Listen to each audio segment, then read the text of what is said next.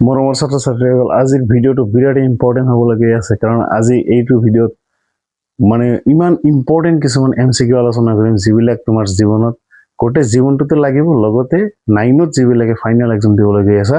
সিহঁতৰ কাৰণেতো অতিকৈ ইম্পৰ্টেণ্ট তো চোৱা আমি ভিডিঅ' আৰু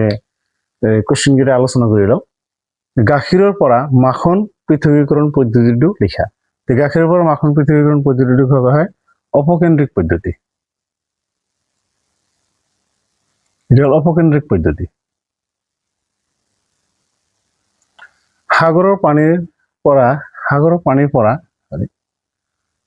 পানীৰ পৰা নিমখ কেনেদৰে আহৰণ কৰা হয় এইটো কি বাষ্পীভৱন পদ্ধতি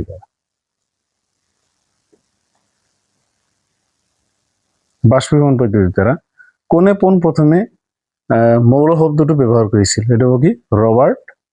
বয়েল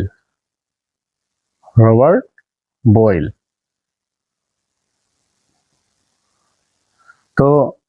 এইটো কিমান চনত কৰিছিল তোমালোকে কমেন্ট বক্সত জনাই দিবা এটা ধাতুকল্পৰ নাম লিখা এইটো কি সিলিকন দিব পাৰা বৰন আছে আৰ্ছেনিক আছে এনেহেন বহুত কিটা আছে তো সিলিকনটো দি দিলা সাধাৰণ উষ্ণতাত তৰল ধাতুটোৰ নাম কি এইটো হ'ব পাৰা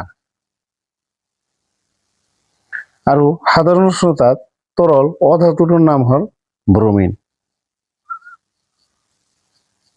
তেনেকুৱা ভিডিঅ' পাবলৈ আমাৰ চেনেলটো সাবস্ক্ৰাইব কৰিবা লগতে আমাৰ ভিডিঅ'টো ভাল লাগিলে লাইক কৰিবা